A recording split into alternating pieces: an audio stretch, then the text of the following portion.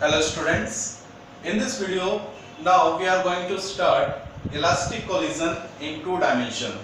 In the previous video we have discussed about the elastic collision in one dimension और उसके हमने कुछ different cases भी किए थे और एक application भी किया था slowing down of neutron in nuclear reactor.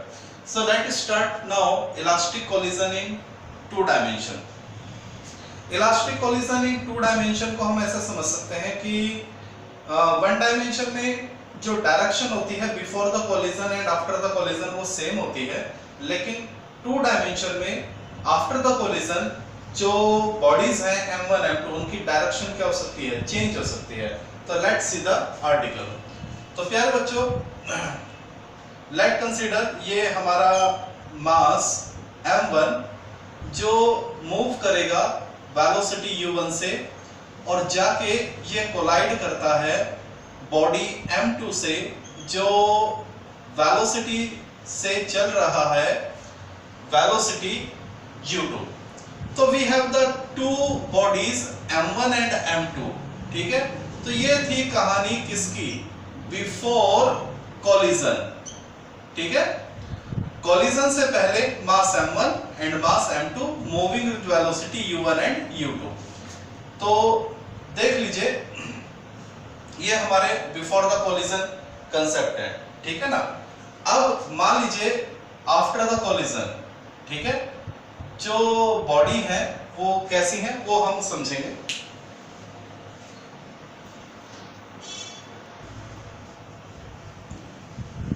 तो ये थी कहानी हमारी before the collision, mass m1 m2 moving with velocity u1 and u2. मान लीजिए अब ये इनके बीच क्या हो जाता है, मान लीजिए ये m1 एंड m2 ये इनके बीच कोलिजन. ठीक है, कैसा, इलास्टिक. ठीक है, ओके. अब कोलिजन के बाद हम देखते हैं कि एक बॉडी, मान लीजिए ये बॉडी m1 है, ये बॉडी इस डायरेक्शन में चली जाती है विद वेलोसिटी v2 और जो दूसरी बॉडी है m2 वो इस डायरेक्शन में चली जाती है v2. यानी डायरेक्शन क्या है, बाय पार्ट्स. पहले क्या थी, डायरेक्शन सेम था. ठीक है, मान लीजिए ये डायरेक्शन थी बिफोर द कोलिजन, ये कोलिजन से पहले ये डायरेक्शन थी, लेकिन कोलिजन के बाद क्या हुआ, they move in the different direction. ठीक है, ये इस डायरेक्शन में जाता है और ये इस डायरेक्शन में जाता है. यानी दोनों के दोनों अपनी मेन डायरेक्शन से अलग हो जाते हैं. ठीक है, बिफोर द कोलिजन दोनों की डायरेक्शन सेम थी और आफ्टर द कोलिजन दोनों की डायरेक्शन क्या हो गई, अलग अलग हो गई. ठीक है,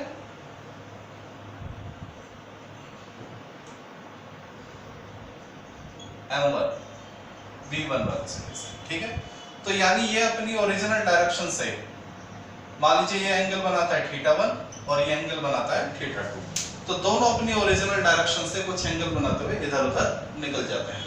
तो क्या ये बात समझ आ गई? ओके. अब अगर मैं m1 की वेलोसिटी, ये इधर जा रहा है, इसको अगर मैं इधर कंसीडर करूं तो यहां इसकी वेलोसिटी क्या हो जाएगी, v1 cos θ1 और इसकी वेलोसिटी अगर मैं इधर कंसीडर करूं तो v2 cos θ2. वेक्टर को ब्रेक करना आपको आता है, अगर किसी वेक्टर को थीटा एंगल घुमा दो तो उसकी वैल्यू क्या आती है, वेक्टर cos थीटा. कितना थीटा, जितना भी रोटेट करा है, तो v1 को कितना रोटेट करा θ1 तो क्या मिलेगा, v1 cos θ1. v2 को कितना रोटेट करा θ2 तो v2 cos θ2. दोनों को एक ही डायरेक्शन में मैं लेकर आया. क्या ये बात समझ आ गई? ओके. चलिए अब अगर हम बात करें इस डायरेक्शन की, ठीक है, अगर हम इस डायरेक्शन की बात करें तो ये हो जाती है, मान लीजिए हमारी एक्स एक्सिस, इसको हम क्या ले लेते हैं, एक्स एक्सिस, और इसको हम क्या ले लेते हैं, ये हम ले लेते हैं Y axis. This is Y axis positive और this is minus Y axis negative. Clear हो गई बात? चलिए अब हम इसके फॉर्मूले फाइंड आउट करते हैं. तो सबसे पहले लेट्स सी, देख लीजिए इन एक्स एक्सिस एक्स एक्सिस में हम फॉर्मूला लगाते हैं क्या, कंजर्वेशन ऑफ मोमेंटम का। एक्स एक्सिस में कंजर्वेशन ऑफ मोमेंटम, तो कंजर्वेशन ऑफ मोमेंटम क्या हो जाएगा, यानी कोलिजन से पहले का मोमेंटम और कोलिजन के बाद का मोमेंटम। तो देखिए एक्स एक्सिस में कोलिजन से पहले का मोमेंटम क्या हो जाएगा, m1u1 plus m2u2 is equal to, और एक्स एक्सिस में कोलिजन के बाद आफ्टर कोलिजन तो क्या हो जाएगा, m1 की वेलोसिटी एक्स एक्सिस में क्या हो जाएगी, m1v1 cos θ1 प्लस m2 की वेलोसिटी एक्स एक्सिस में m2v2 cos θ2। तो ये है कंजर्वेशन ऑफ मोमेंटम अप्लाई करके एक्स एक्सिस में वैल्यू आ गई, ठीक है। चलिए, और अगर हम इसमें कंजर्वेशन ऑफ काइनेटिक एनर्जी लगाएं, कंजर्वेशन ऑफ काइनेटिक एनर्जी, तो कोलिजन से पहले काइनेटिक एनर्जी और कोलिजन के बाद काइनेटिक एनर्जी, तो क्या हो जाएगा, half m1u1 square half m2u2 square is equal to half m1v1 cos θ1 का square plus half m2v2 cos θ2 का स्क्वायर। देख लीजिए, तो हमने एक्स एक्सिस में कंजर्वेशन ऑफ मोमेंटम अप्लाई किया और conservation of kinetic energy apply किया। चलिए, अब हम बात करते हैं वाई एक्सिस की। इन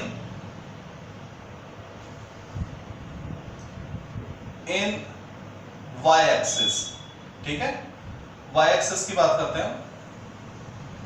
चलिए, तो जिस तरह से हमने एक्स एक्सिस में दोनों कंजर्वेशन के फॉर्मूले अप्लाई करे, अब हम वाई एक्सिस में दोनों कंजर्वेशन के फॉर्मूले अप्लाई करेंगे।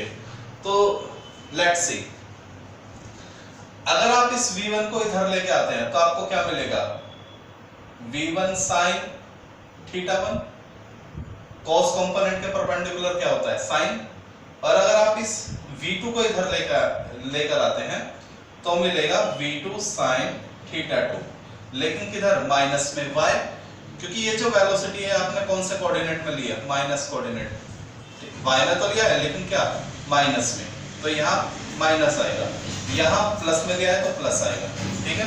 चलिए, ये तो सभी x की पॉजिटिव में ही जा रहे हैं, ठीक है। चलिए, तो सबसे पहले इसमें हम लेते हैं कंजर्वेशन ऑफ मोमेंटम, तो यानी कोलिजन से पहले मोमेंटम और कोलिजन के बाद मोमेंटम, किधर, वाई एक्सिस में। तो प्यारे बच्चों, 0 प्लस, देखिए m1, अब m1 की वेलोसिटी वाई एक्सिस में बिफोर द कोलिजन, तो बिफोर द कोलिजन तो ये सिर्फ हॉरिजॉन्टल चल रहे थे, वर्टिकल में तो इनकी कोई वेलोसिटी थी ही नहीं, तो क्या जाएगा, 0, m2 0 is equal to collision के बाद m1, कोलिजन के बाद y एक्सिस में वेलोसिटी क्या मिली, v1 sin θ1 plus m2 minus का v2 sin θ2। देख लीजिए, m1 और m2 के पास कोलिजन से पहले केवल हॉरिजॉन्टल डायरेक्शन में वेलोसिटी है, वर्टिकल में नहीं है, लेकिन कोलिजन के बाद m1 m2 की हॉरिजॉन्टल में भी वेलोसिटी है और वर्टिकल में भी वेलोसिटी, ठीक है। चलिए, तो ये हमारे पास एक इक्वेशन आ गई, 0 is equal to m1v1 sin θ1 minus का m2v2 sin θ2। अब हम अप्लाई करते हैं कंजर्वेशन ऑफ काइनेटिक एनर्जी, ठीक है। तो कंजर्वेशन ऑफ काइनेटिक एनर्जी से हमें क्या मिलेगा, कोलिजन से पहले काइनेटिक एनर्जी, कोलिजन के बाद काइनेटिक एनर्जी, लेकिन कहां, वाई एक्सिस में। तो कोलिजन से पहले तो वाई एक्सिस में वेलोसिटी है ही नहीं, तो काइनेटिक एनर्जी क्या होगी, 0, लेकिन कोलिजन के बाद क्या मिलेगी, half m1 v1 sin theta 1 का square half m2 minus v2 sin theta 2 का स्क्वायर। ठीक है, तो 0 is equal to half m1 v1 square sin square theta 1 plus half m2 v2 square sin theta 2 का स्क्वायर। स्क्वायर है तो इसलिए minus क्या हो जाएगा, कैंसिल आउट। तो प्यारे बच्चों, ये हमें कुछ 4 इक्वेशन मिले। Equation number 1, equation number 2, this is equation number 3 and this is equation number 4। तो ये हमें we have got a 4 equation. हमने एक बार कंजर्वेशन ऑफ मोमेंटम और conservation of kinetic energy apply किया एक्स एक्सिस में और हमें 2 इक्वेशन मिल गई। फिर उसके बाद कंजर्वेशन ऑफ मोमेंटम और conservation of kinetic energy apply किया वाई एक्सिस में, तो हमें 2 इक्वेशन मिल गए। तो इन 4 इक्वेशन की हेल्प से हम इलास्टिक कोलिजन इन 2 डायमेंशन का कोई भी केस क्या कर सकते हैं, सॉल्व कर सकते हैं। तो इसमें ज्यादा हम और डिटेल में नहीं जाएंगे, बस हम ये लिख सकते हैं by the help of equation 1, 2, 3 and 4 we can easily find the velocity v1 and v2। ठीक है, तो केवल हम इनकी हेल्प से वैल्यू निकाल सकते हैं। तो by help of equation 1, 2, 3 and 4 we get the values of v1 and v2। तो v1 और v2 की वैल्यू इन 4 इक्वेशंस आ सकती है। वैसे भी हम मैथ्स में क्या जानते हैं कि अगर हमें एक अननोन क्वांटिटी की वैल्यू चाहिए तो हमें एक इक्वेशन चाहिए, 2 अननोन क्वांटिटी चाहिए तो हमें 2 इक्वेशन चाहिए। ठीक है ना, जितनी अननोन क्वांटिटी की वैल्यू हमें पता करनी होती है तो उतने इक्वेशन चाहिए। तो यहाँ तो हमें v1 और v2 चाहिए, लेकिन ऑलरेडी हमारे पास कितनी इक्वेशन आ चुकी हैं, 4 इक्वेशन। तो इजीली हम v1 v2 की वैल्यू निकाल सकते हैं। ओके, चलिए। Okay students, now we have the example 6.13 of our NCERT। तो ये जो हमारा सॉल्व एग्जांपल है ये बेस्ड है इलास्टिक कोलिजन इन 2 डायमेंशन। तो let me explain you the given condition. इसमें हमारे पास एक क्यू है, जैसे आप कैरम का गेम खेलते हैं, कैरम या बिलियर्ड का, तो उसमें हम क्या होता है, हमारे पास एक स्ट्राइकर होता है और उसको हम ऐसे मोशन देते हैं हिट करके, और वो जाके किसी दूसरी कैरम कॉइन को क्या करता है, हिट करता है। या हम जब बिलियर्ड खेलते हैं तो स्टिक से एक बॉल को मोशन देता है, वो जाकर दूसरे को क्या करती है, कोलाइड करती है। तो ये हमारी जो पहली बॉल है इसको हमने क्या बोला, क्यू।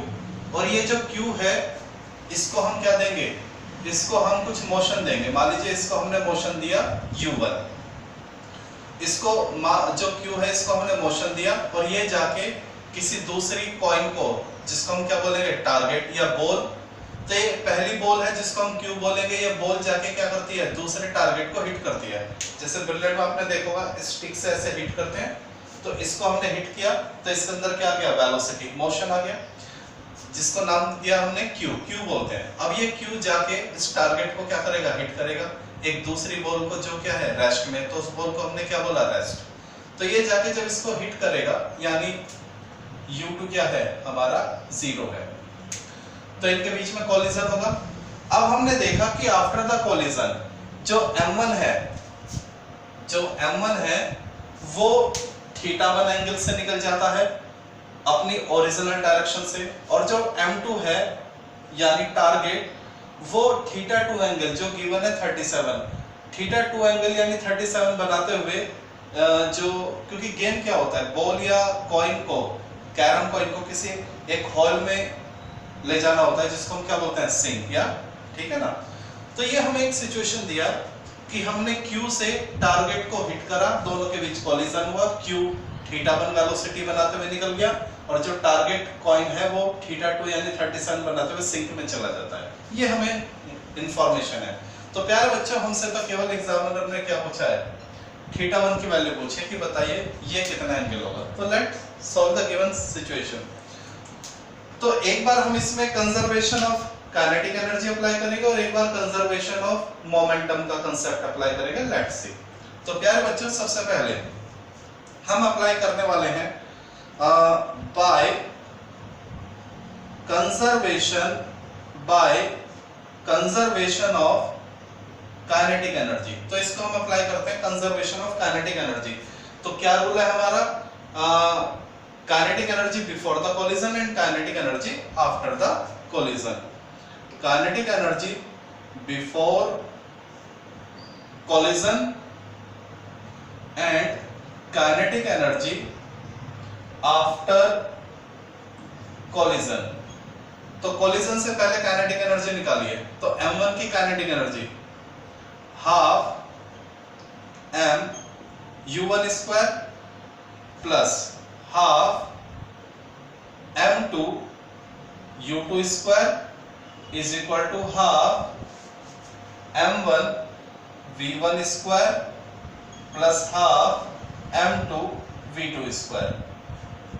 ठीक है, कोलिजन से पहले वेलोसिटी u1 u2, कोलिजन के बाद वेलोसिटी v1 v2। अच्छा, अब प्यारे बच्चों कंडीशन क्या दे रखी है, हमसे कहा गया है कि दोनों मास क्या है, सेम है।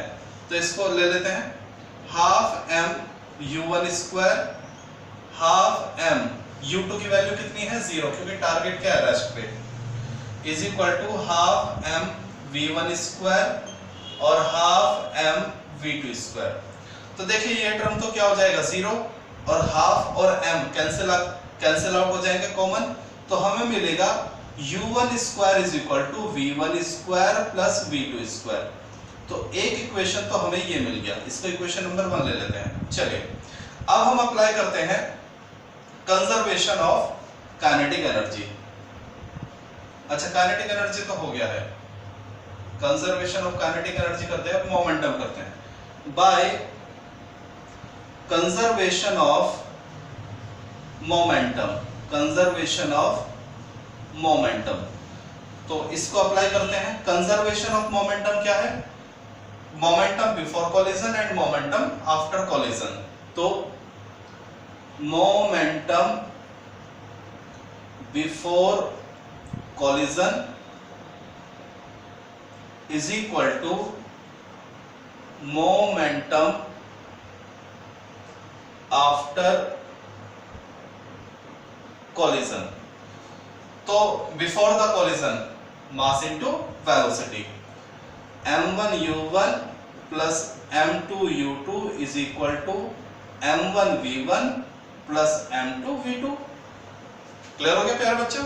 चलिए वैल्यू पुट कर दीजिए, m1 m2 किसके बराबर है, m के। तो m u1 m0, क्योंकि u2 की वैल्यू तो क्या है 0 है, is equal to mv1 plus mv2। देख लीजिए m1 m2 की वैल्यू रख दी और u2 की वैल्यू रख दी है, तो ये टर्म तो 0 हो जाएगा और m कॉमन आके कैंसिल आउट। तो हमें क्या मिलेगा, u1 is equal to v1 plus v2। क्या ये चीज आपको पता चल गई? ओके, अब आप क्या कीजिए, दोनों तरफ स्क्वायर कर दीजिए, स्क्वायर बोथ साइड। तो जब आप दोनों तरफ स्क्वायर करेंगे v गेट, तो आपको क्या मिलेगा, u1 square is equal to v1 plus v2 का होल स्क्वायर। देखिए दोनों तरफ आपने क्या कर दिया, स्क्वायर। तो देखिए u1 square is equal to v1 square plus v2 square 2v1 dot v2। ये तो हमें मालूम है a प्लस b का होल स्क्वायर क्या होता है, a square plus b square plus 2ab। तो क्या ये बात समझ में आ गई? ओके, अब जरा इक्वेशन 1 से देखिए, u1 स्क्वायर की वैल्यू क्या है, v1 square plus v2 square, या v1 square plus v2 square क्या है, u1 स्क्वायर।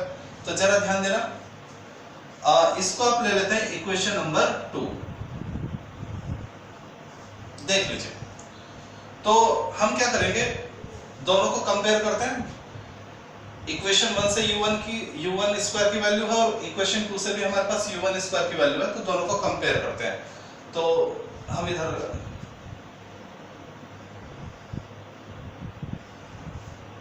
तो by equation 1 and equation 2 we get, तो इक्वेशन 1 और इक्वेशन 2 से हमें क्या मिल जाएगा, हमें मिल जाएगा v1 square plus v2 square is equal to v1 square plus v2 square plus 2v1 dot v2। देख लीजिए, यहां u1 स्क्वायर इसके बराबर, यहां u1 स्क्वायर इसके बराबर, तो ये दोनों आपस में क्या हो जाएंगे, इक्वल हो जाएंगे।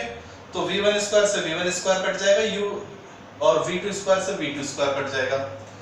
v गेट, तो आपको क्या मिलेगा, 2v1 dot v2 is equal to 0। भाई ये तो कैंसिल आउट हो गए ना, तो केवल 2v1 डॉट v2 क्या मिलेगा, 0।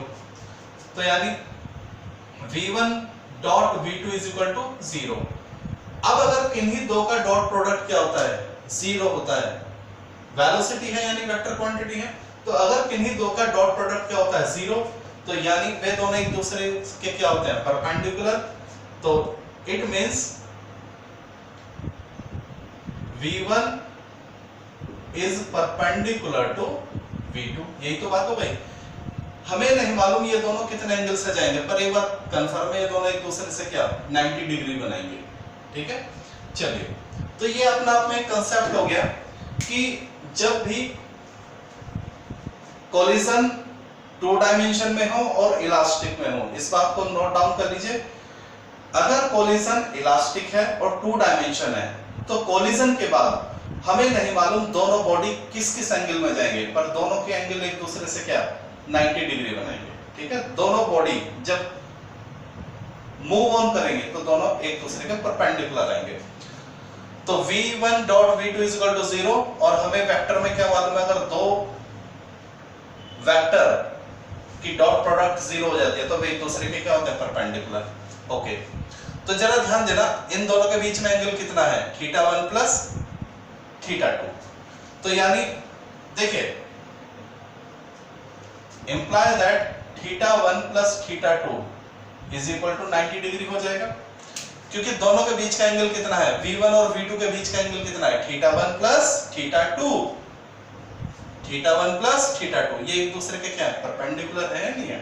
ठीक है, तो इज इक्वल टू θ1 प्लस θ2 कितना है, 37।